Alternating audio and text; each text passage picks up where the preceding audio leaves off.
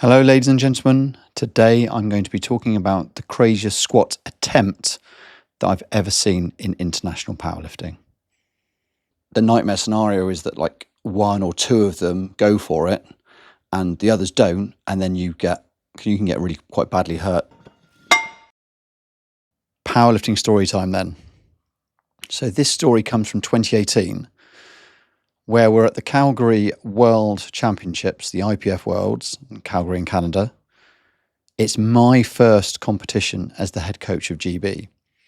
And back then, the Opens and the sub-juniors and juniors and masters, in fact, were all combined into one championships. And you started with the masters, then the sub-juniors, then the juniors, and then the Opens or seniors.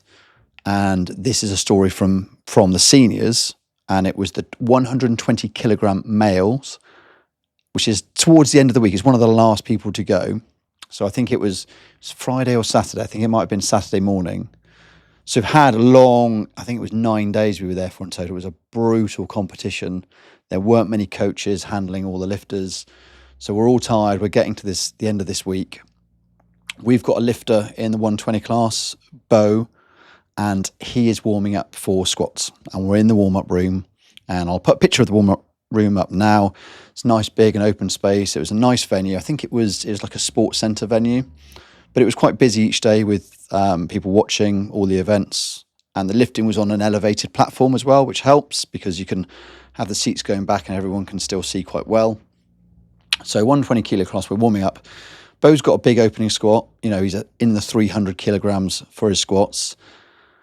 And normally at these competitions, you're sharing a warm-up platform with 2 or 3 lifters. It just depends. Because this was a big warm-up area, there was just us and the Ivorian Coast lifter who we'd never seen before.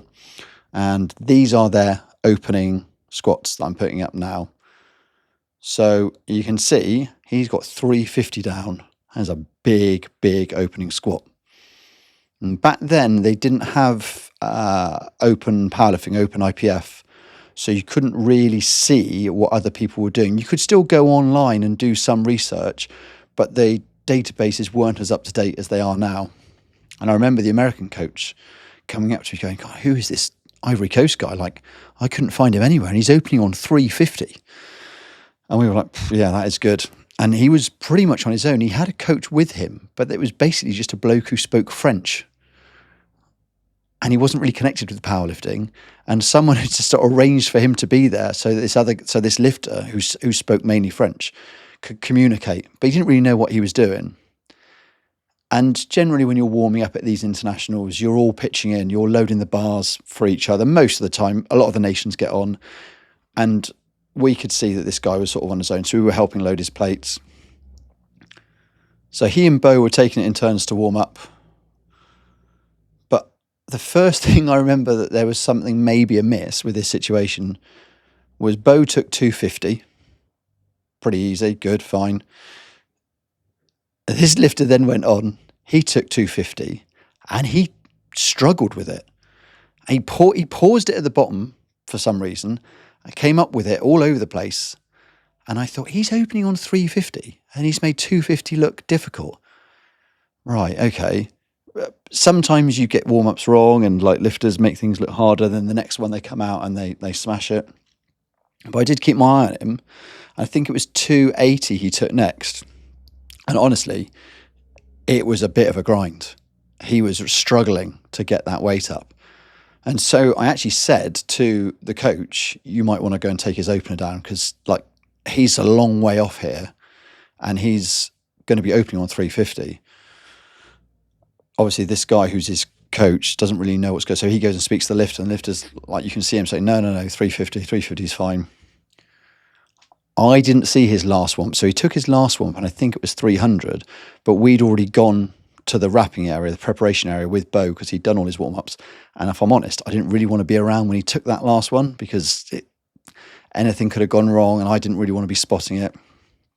So we went and got ready. But this guy was not looking great in those warm-ups.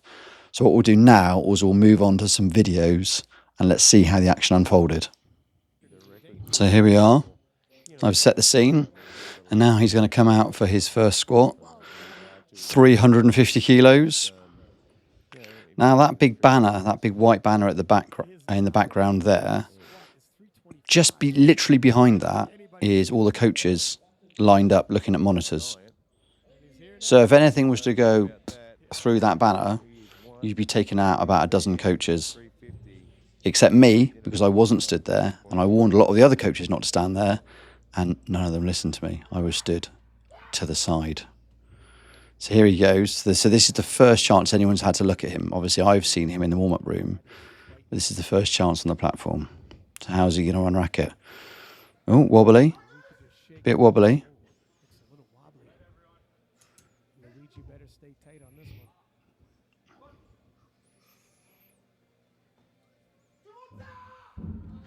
Boom, straight over the front. Now, you can see there, the speed that's failed at, it's just gone straight over his head. It's too quick most of the time for the spotters and loaders to catch. If that was a beginning lifter doing that with 120 kilos or something, most spotters and loaders could literally just catch that in the crook of their arm and put it back on. But when there's 4 of you, so there's 2 on each end, and then there's the one behind, but it's the 4 of you catching the weight. When it happens that quickly, the best thing to do is just get out of the way of it, because the nightmare scenario is that like 1 or 2 of them go for it and the others don't, and then you can get really quite badly hurt. And I've seen spotters and loaders get quite badly hurt, arms, elbows, wrists, feet. One of the tricks to spotting and loading is when you're doing it, make sure when you look down that your feet aren't underneath where the weight is.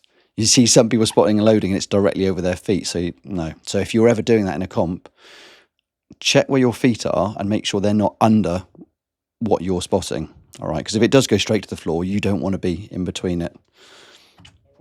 And just play it now and have a look. So yeah, he looks there like he's out, and you would think that would be the end of the competition for him. So you see the replay here. So he's obviously wobbly when he unracked it, and he's held his shape quite well out of the bottom, but he started coming up, and he's obviously just hit that wall.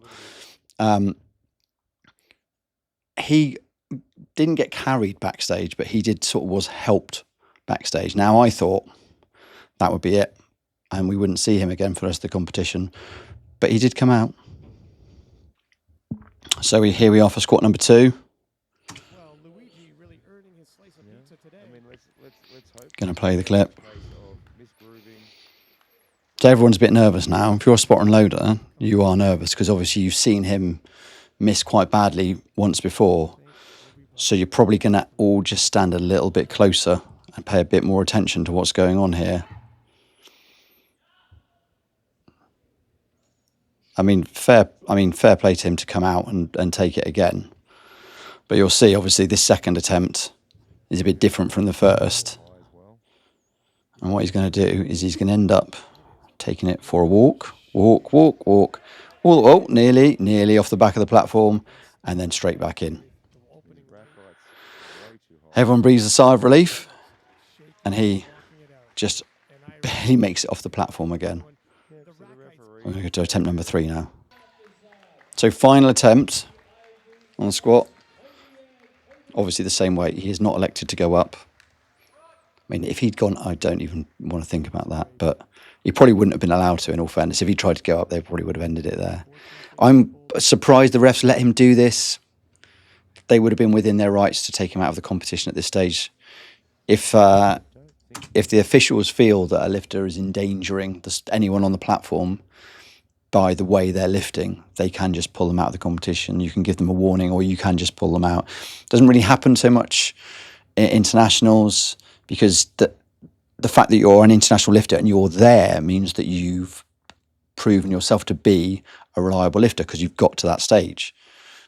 In this case, his expectations of his performance were unrealistic, shall we say. So here we go, third attempt. I don't want to repeat myself, but I still can't believe he went out for this one. At this stage, just everyone in the arena is just hoping no one gets hurt. And I think you can guess what happens. He attempts it.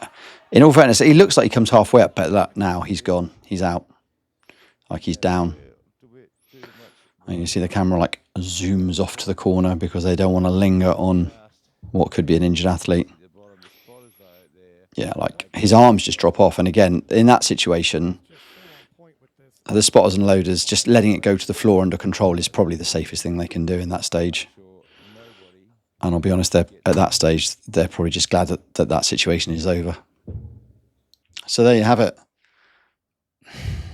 He was afterwards, he was in a pretty bad way. Like when we went backstage, he was just sat on the floor. There was a couple of medics with him, and they did end up calling an ambulance to come to him. It's a real cautionary tale that when you arrive at a competition, your expectations need to be realistic. I'm going to do a separate video on what happens when you have a competition which doesn't go well. But one of the main reasons that people's comps don't go well is that the lifters' expectations of what is there on the day are just unrealistic. And I think most lifters can go back and be honest with themselves that we get into this mindset of every comp has to go up. We have to lift more every comp. And, you know, a lot of the times for beginning and novice lifters, that happens anyway, just because you're learning the sport. But as you get more experience, that isn't a rule you should live by. You should judge your competition based on the training, and not only that, on how you are on the day. If you're not feeling great, if you had a tummy bug the night before, all these things need to come in to that equation. I don't know exactly what happened in the case of this guy. He was fine afterwards. Like when he got himself checked out, he was only in, I don't think he was in hospital overnight. He was absolutely fine. He came back and he's lifted since. But with those massive weights, powerlifting is a really safe sport. But doing something like that, you're making it dangerous and you're doing it to yourself. Don't try and aim for something which isn't there. I think if we're going to take any lesson from this, that's it, that you should set your expectations realistically. Thank you very much for watching.